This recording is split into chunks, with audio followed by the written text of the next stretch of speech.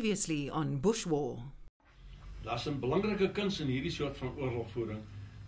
En dit is spoorsny en opvolgoperasies. Die flesjes moet ou nou mooi verstaan, dit is die Kung Bushmans uit Angola uit. Maar hulle het 'n tweede groep gehad en dit was die Baragwenas wat nou die Kwe genoem word, wat uit die Caprivi uitkom.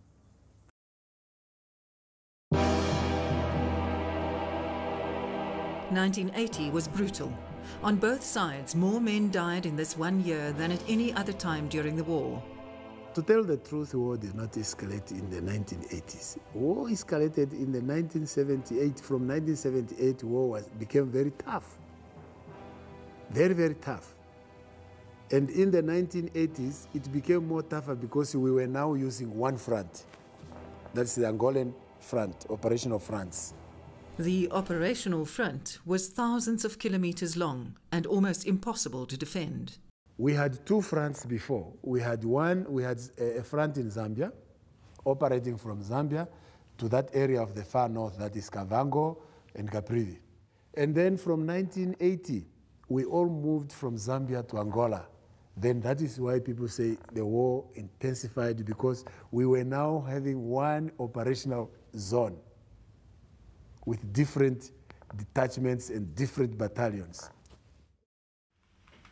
Wel, dis baie verlate plek.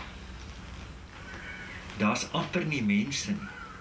Die mense is alles gekonsentreer of in die dorpie of om die riviere, maar daar in die kaplyn, want die Caprivi is 2 strepe wat iemand met 'n potlood oor die kaart getref het.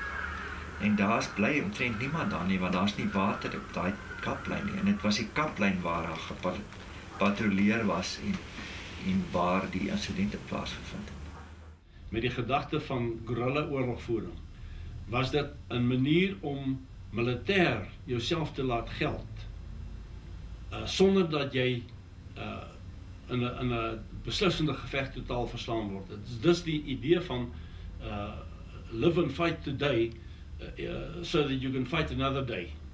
Verstaan jy wat ek bedoel? Met ander woorde, jy kies jou plek uit waar jy wil slaan, jy slaan vinnig en dan verdwyn jy. For them to track us, it was difficult because a gorilla does not stay on one place. If we detected that the South African soldiers have realized we are here, we move. And when we move as if we are going to base in the northern part, we will move south or we will move west. So when they follow us, they will follow up west, and somewhere there we will get lost. They will get lost totally because we will scatter there and then go and meet somewhere we face where we are going. All along the border, permanent bases appeared almost overnight to house the troops who had to contain this evasive enemy. The SADF's weaponry also needed to be upgraded urgently, but the country faced a UN arms embargo. Piet Olivier worked at Arms Corps. Het was moeilik, ek dink ons is almal so gemotiveerd geweest. Daai tyd om te gewerk het in hierdie situasie was 'n belewenis geweest, want van die gebruiker, jy weet die ou is daarvoor besig om oorlog te maak en hy het die goed dringend nodig en is ons mense wat daarvoor geweest. Dit is familie van ons en 'n soort van goed.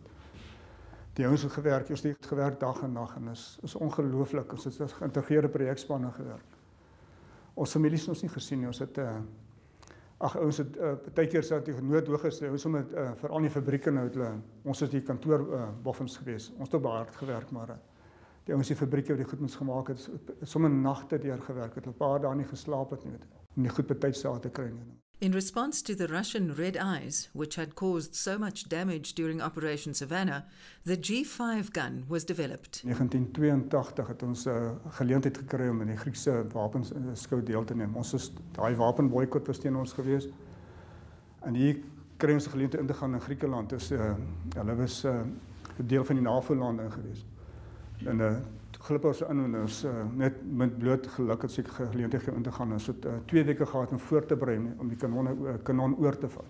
Toe daai wapen daar kom, met die wêreld sommer dadelik besef hier is iets anderster. Ons het deelgeneem met teen al die internasionale, die eerste wêreldse mense, Amerikaners, die Engelse, die Duitsers en Almal was daar gewees en toe stel ons G5 toon en hulle kon nie glo ons het daai vermoë in die land gehad om so iets te ontwikkel nie.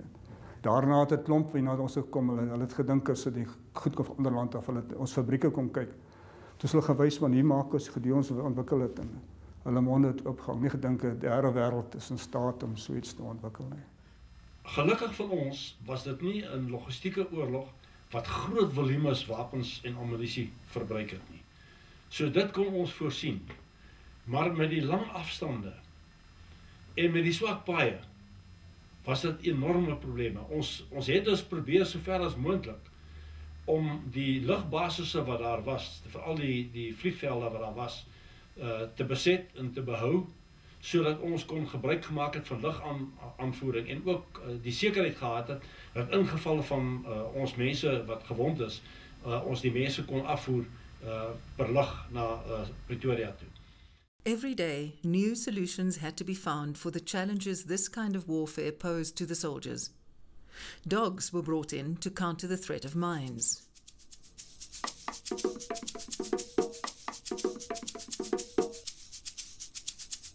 Sophisticated military vehicles were developed to defend the bases.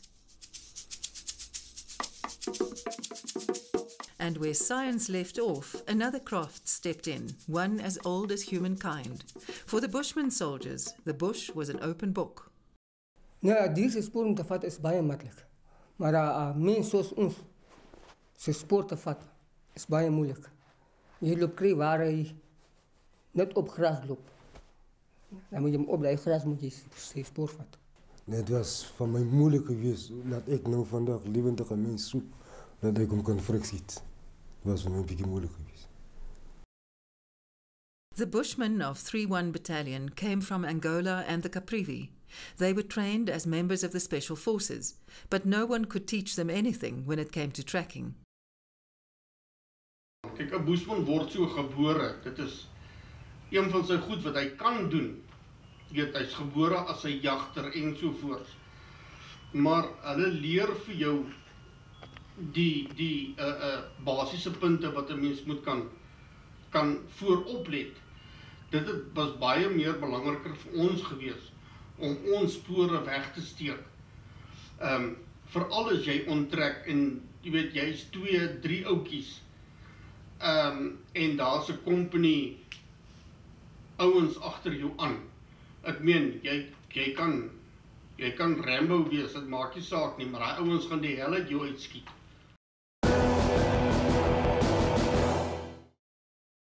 The core of what would become Southwest Africa's own defence force, staffed by local Namibians, came into being in the late 70s. The Bushman troops of 3-1 Battalion were among those soldiers. Laat gesê, ons 14 Swapos.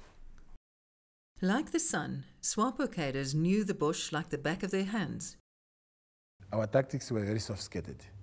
If I'm going this direction, I would make myself another sole of my shoes. I would attach a sole on under my shoes, which will face that direction.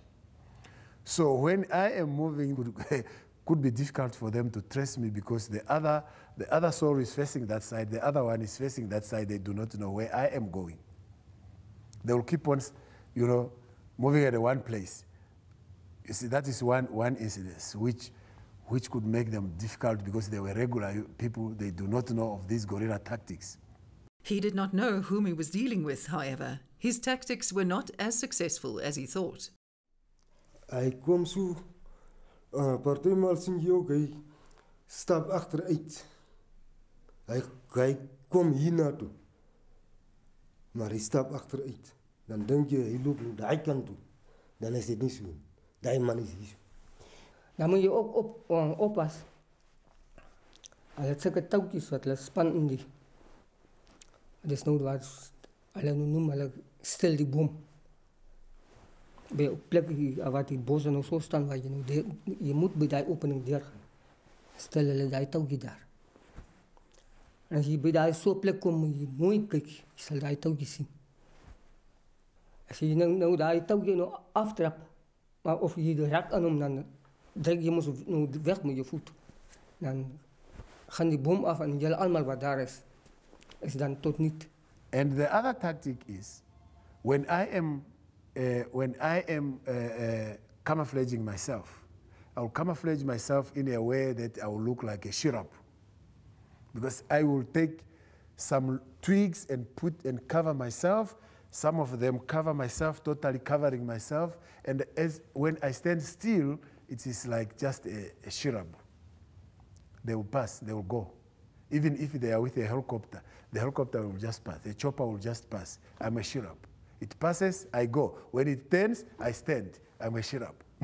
You see? So it was difficult for them really to trace us.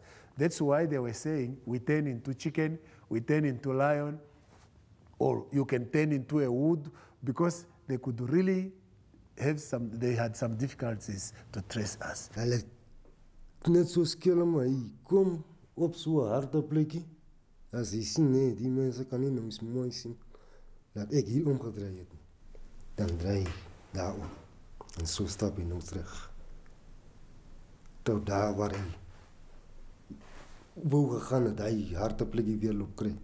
Daar draai hy van weer om te gaan. At times, they would even move along the top of fences to avoid making tracks. Nee, by die draad. Jy sien met die spoor kom by die draad en omtrent so ver. En hier is hy weg. En sien jy by die droppers. Jy sien hoe hy druk die grond so. Stapie. Bo by die draad tot daar waar hy loop afklim. Jy volg net die draad op. Daar die droppers. Tot daar waar jy sien hoe hy nou hier gestop het, hier afklim. En hier gaan hy.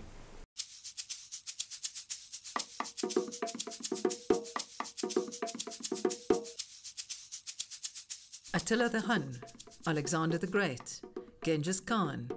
The cavalry has been part of warfare through the ages, even as recently as the Second World War. The farmers who settled in South Africa's rural areas from the 1700s were inseparable from their horses, and the Anglo-Boer Wars saw both sides on horseback. During the Border War in the 1970s, this tradition flourished. The same rules applied to everyone who wanted to join.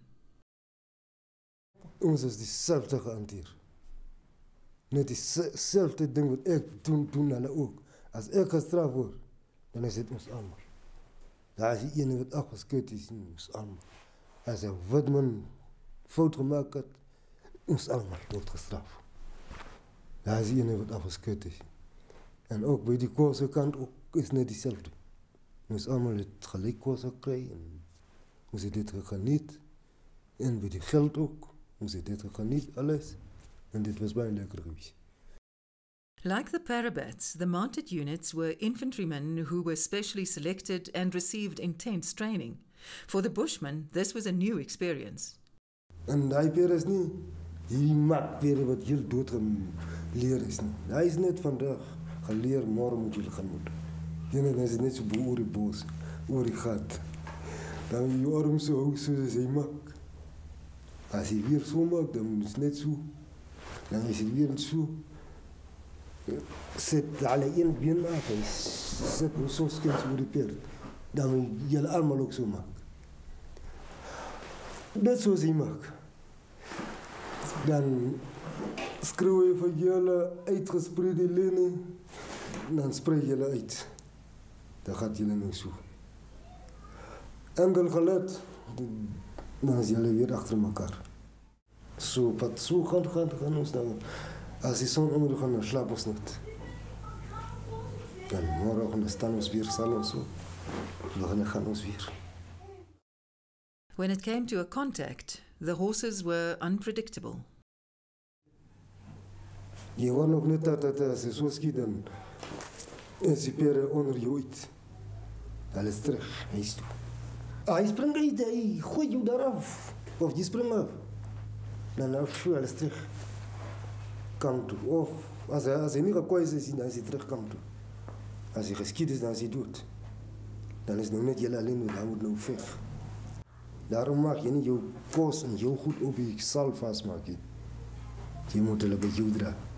Gunfire would certainly startle a horse.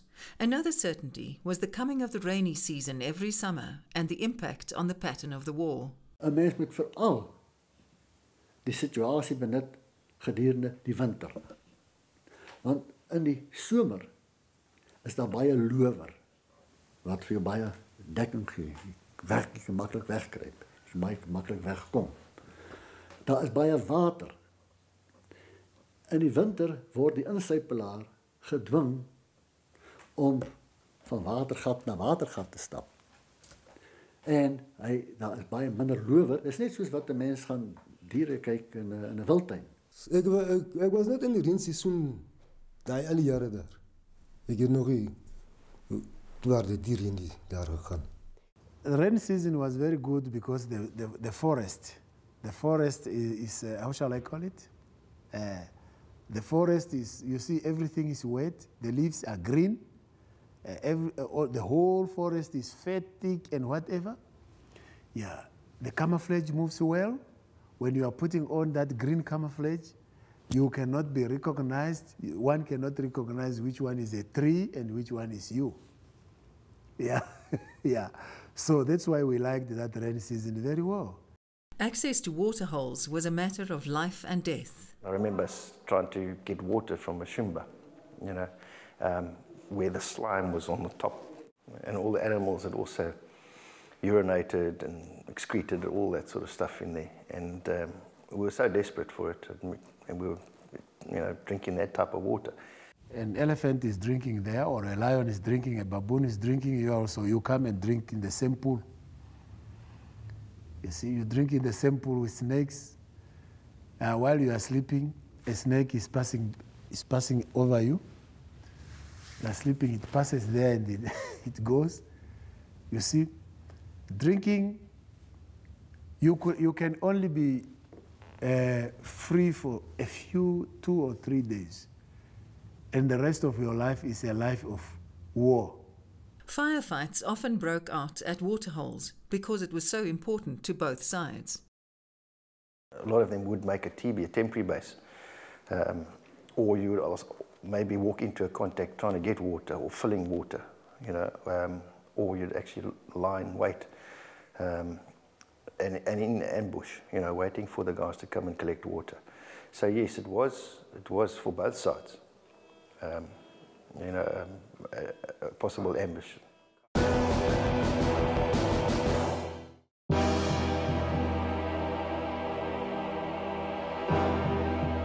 In the 80s, it was clear that the Bush War was growing more and more intense. The SADF launched operations far beyond the border. Ons het die oorlog gevoer na die insurgent toe. Ons het hom gaan keer voor hy die dinge doen. En dit was die noodsaak vir oorgrensoperasies. En ons het baie kritiek daarvoor gekry. Baie mense hou seker nou nog teen ons, maar ons moet daarom erken dat jy kan niet altyd sit en wag dat iemand vir jou kom kwaad aandoen nie. Jy verloor op daai manier.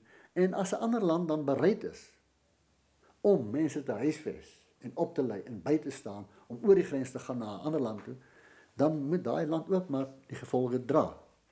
During operations like Skeptic, South African troops were faced with guerrilla fighters supported by semi-mechanized units for the first time.